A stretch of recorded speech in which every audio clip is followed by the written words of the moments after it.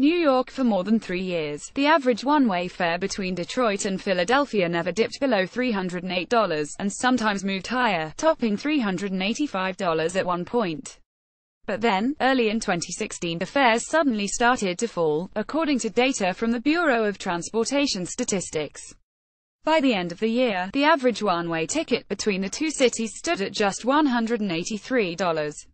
What changed? The primary factor was Spirit Airlines. The low-cost carrier began operating flights from Philadelphia International Airport to Detroit in April 2016, offering one-way fares for less than $100 in some cases. Spirit's move into the route pushed down average ticket costs at all carriers on it, including Delta Airlines and American Airlines.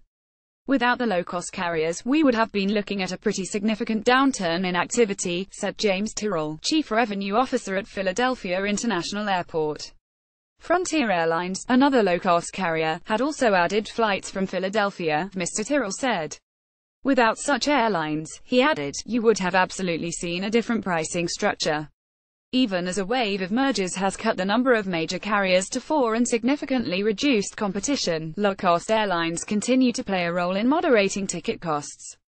While such airlines offer a no-frills passenger experience and charge plenty of fees for such luxuries as additional bags or extra legroom, they are able to stimulate new demand from occasional flyers with relatively cheap prices and even take passengers from the major carriers.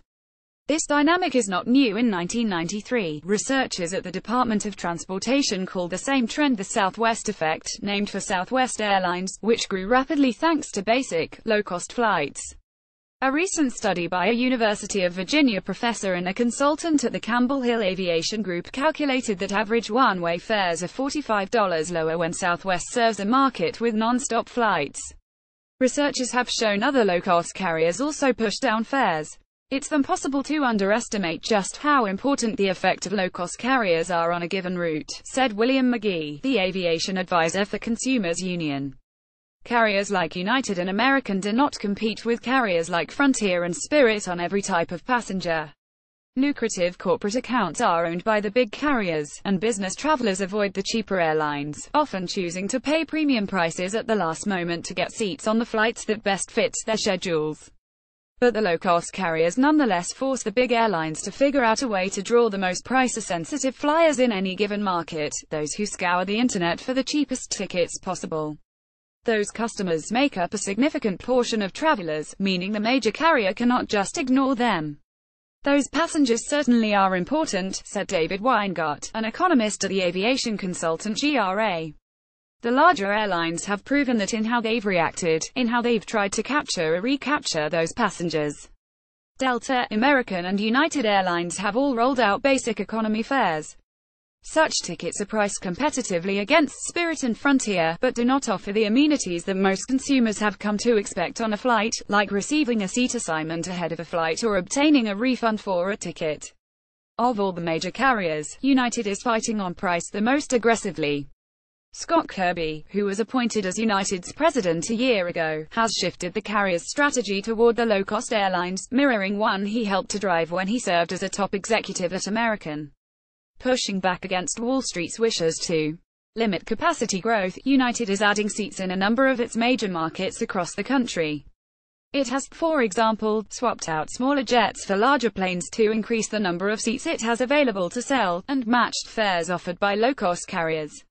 By expanding capacity, United aims to get back to what Mr. Kirby calls its natural share of passengers in some of its hubs.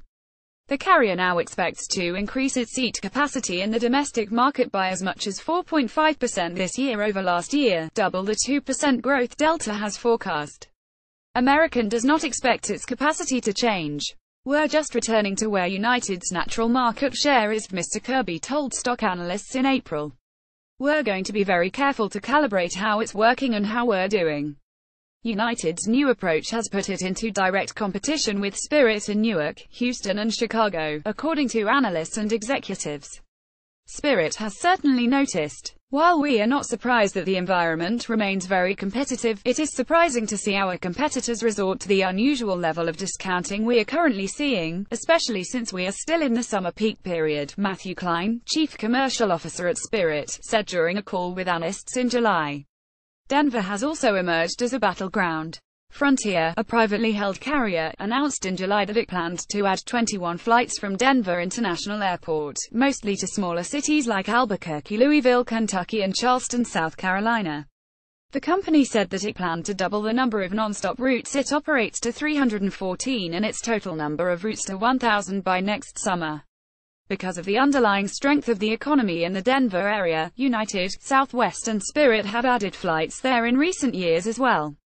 Kim Day, the chief executive at the Denver airport, said fares at the hub are now 15% below the national average. She said that she believed each of the airlines that use the sprawling facility 25 miles from the city's downtown is drawing different kinds of passengers. They've all found their niches, she said. If they can make money here, they're going to continue to flow connecting passengers in here. The current skirmishes do not amount to a broad-based fare war. Many routes in the United States are dominated by a single carrier, insulating them from price competition. The cost of a round-trip domestic ticket averaged more than $490 in the first half of the year, up slightly compared with 2016, according to Airlines Reporting Corporation, a company that settles flight transactions between a number of carriers and booking services like Expedia. The jostling, however, has left airline investors skittish. As the publicly traded airlines in July reported earnings for the second quarter, shareholders sold off their shares, worried about the fight over fares and capacity increases. But anxiety among investors is good news for flyers. Travelers on routes that are competitive will probably be able to snap up good deals. I don't see the prices really rising that much from year to year, based on that ability to have that competition and keep prices at a normal level, said Merritt Pullum, a real estate agent who lives with his wife and 2 young children in Denver and flies to places like California and Hawaii for vacations. The New York Times